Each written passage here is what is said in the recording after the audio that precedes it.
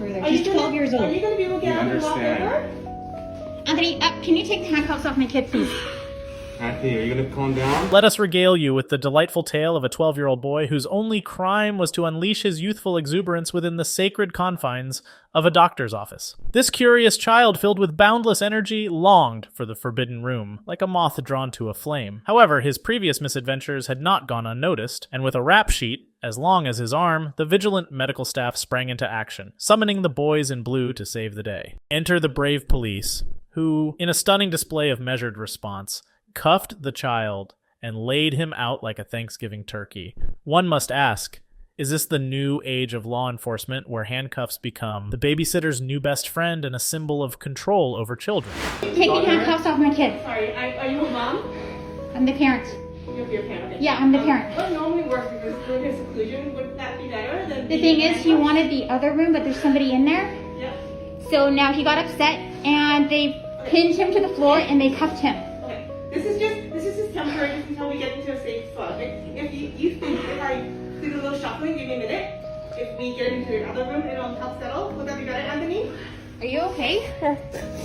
Yes, we'll do that. Okay. Give me just 1 minute. I just have to do some shuffling, okay? I need more than a minute. I need these guys to take the handcuffs off my but kid. it's just, We can't do that right just now. for safety purposes, we just don't. Safety, there's no safety purposes. I need the I handcuffs just off. need to. I'm gonna get you your room. I just need a minute. I'm doing everything I can, okay? Yeah, you guys know this is too much. I understand where you're coming from. But Other police officers will not like this. In the complex and demanding realm of law enforcement, one would think that the officers might consider alternative methods when it comes to detaining minors. Yes, even the rambunctious 12-year-olds who test their patience. Perhaps deploying a pinch of de-escalation techniques, a dash of communication skills, and a heaping spoonful of empathy would ensure the child's well-being and dignity remain intact while maintaining order. But alas, that would require innovative thinking outside the handcuffs and rethinking traditional law enforcement approaches to situations involving minors. You guys are the first, you know that, right? We've been here too many times. You're too much. You're a little too much. This is too much. You guys are to be standing out the door. This is the medical. Him and I are supposed to be in there. You guys are supposed to be outside. I understand where you're coming from with this. But based on his violent behavior in the past, you can't let it progress further. She's not going to progress further. She's 12 years Are you old. going to be able to get out and walk understand. over? Anthony, can you take the handcuffs off my kid, please? Anthony, are you going to calm down? Yeah? Yeah?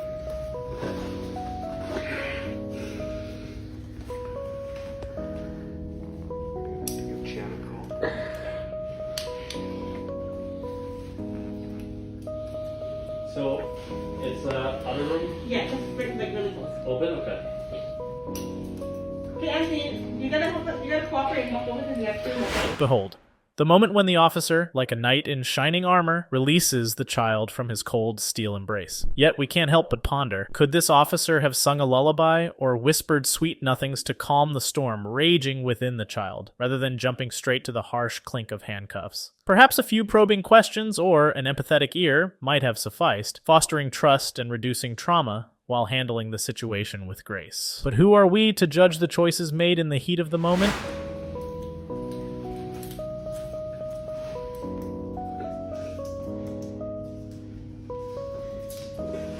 Okay. Did you come in with cuffs or is it Yeah, that's what She's 12 years old. I understand, yeah. you understand. We're off now, okay? Let's just Are you okay? Are you okay? Are you okay? Come here. Oh my gosh, I can't believe I did that to you. It's insane. Now they're checking the trunk. That's a Fourth Amendment violation if I ever seen it. In our next thrilling episode, we find a man and his merry band stopped for the heinous crime of a broken tail light. Defiantly, he withholds his ID, causing our ever-vigilant officers to escalate the situation and tread on sacred Fourth Amendment ground, pushing the limits of their authority and raising questions about the appropriate response to a minor infraction. Hello. We're getting pulled over for a light that's out in the back. Canine units were called. Excessive shit. Harassment. Now they're searching the vehicle. This Rapid City Police Department right here by Surfwood. All against Native Americans. Racist. Looking in a bag of chips for you. Hungry, sir? Then another one. Holy. There's like 1, 2, 3. Another one now. There's 4. That's insane. Now they're checking the trunk. That's a Fourth Amendment violation if I ever seen it. And I got it right here. What you guys searching like that for? You guys TSA? It's horrible. Look at that. It's a violation of our rights right there. Fourth Amendment right. Now, class, repeat after me. A broken taillight does not grant an officer the right to search a vehicle or call in the Canine Cavalry. Remember the Fourth Amendment? It still exists. So unless your car reeks of contraband or you're driving like a bat out of hell, a simple traffic stop shouldn't involve rummaging through your belongings, so without consent or probable cause, which could infringe upon your rights and lead to unnecessary conflict. Can't do that. Can't do that. This is my car. It's his right. I mean, he's wrong, but Yeah, but it kind of makes me nervous. This male testosterone. It's right. It's his right. You guys. I'm Look at chilling. that. I'm chilling. You're Look chilling. at that. Look at Right to be wrong about that. Look at that. This is, now they're going to interrogate her. Oh, interrogation's not the right word for that one. That's what you're going to do. That's what you're doing. Jesus Christ. Another one? Oh, watch out. They're hot here.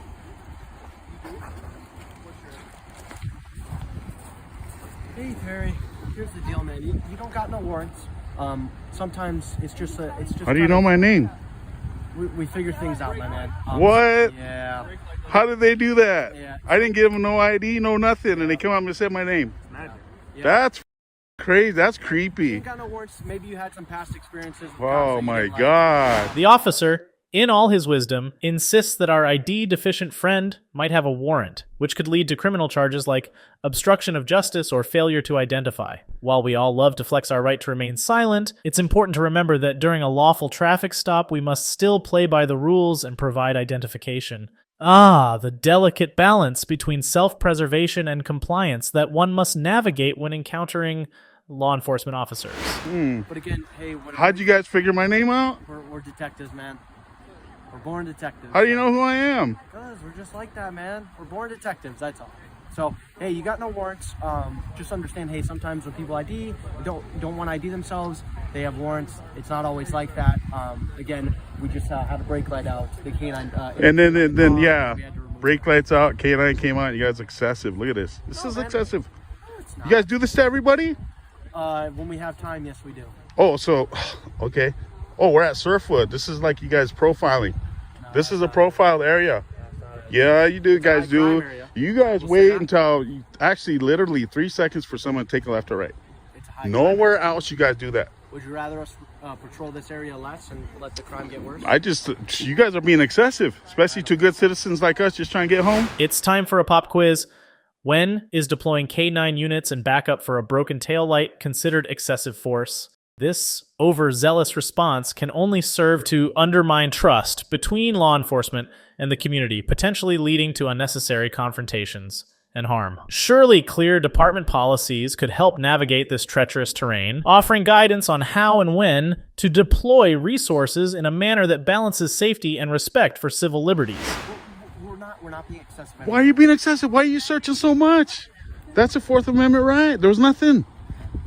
K9 indicator. I'll tell. Well, we'll let the court system find that out for you. Yeah, I agree with you. Take you to court on that. That's a violation right there. Why so excessive? Why, sir? You can't answer that. Why? My answer's not going to change your Why opinion. so excessive? It's not excessive, man. If I did this to you, what would you do? I would say, hey, I hear you, officer. Yeah, Okay, right. this and this, I have no warrants. Okay, What okay. do you need from me? You can search my car. There's nothing illegal in there. God damn. Can we go? Can I get a good phone number from you? Can we go? Not yet. Can I get a good phone number from you? Nah, I'm not into cops. Now let's talk about phone numbers. During a traffic stop for a minor infraction like a broken tail light, providing your digits is not legally required. You have the right to protect your personal information and only share what's necessary for the stop.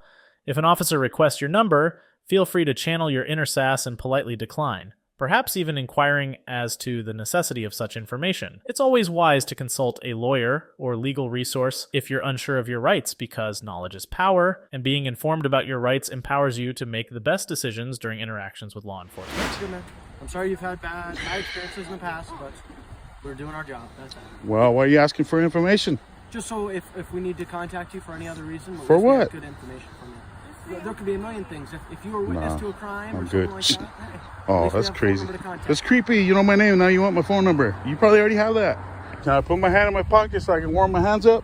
If you let us This search you, guy's just so you don't have threatening to any throw me in jail if I put my hands in my pockets. No, I said you're gonna end up in handcuffs. Yeah, that's right. That's what he said. Which is you can get detained. Well, can I? Can we search you and make sure there's no weapons? No, I don't consent to any search. Sounds good. Then we just ask that you keep your hands out of your pockets. I know it's cold. My fucking hands are freezing and it's like fucking, what is it, 10 degrees? That's for our 5 degrees? I know, but it's for our safety. You already did search me though. They did pat me down. Post pat down, one would assume our protagonist could freely stuff his hands in his pockets, as he displayed no signs of firearms or threat. Our overzealous officer continues to flex their authority, an unfortunate display of tyranny that tramples the rights and well-being of others. This insistence on maintaining control serves as a stark reminder of the need for ongoing dialogue and reform within law enforcement to ensure that the rights of citizens are upheld during interactions with the police. And you don't let me put my fucking hands in my pocket for warmth? Because you want to search me again? If you allow me to search you, No, you guys already did search me over here. You won't let me put my hands in my pocket because you want to search me. No, just because I don't know if there's any weapons on you. They searched me. Well, sounds good. It's just like it's my policy then. Terry, Yes, Mr. McCoy, letting everybody go tonight. even my Ready last to name talk to too. her? Yep. Okay, you're free to go. Okay. Thank you. We appreciate it. And so our tale reaches its conclusion, with the officers departing the scene without so much as a mea culpa for their overzealous actions. A somber reminder of the lengths to which law enforcement will go to keep people in line, even when those actions may not be proportionate to the situation at hand. To stay informed about the twists and turns of this riveting saga, don't forget to subscribe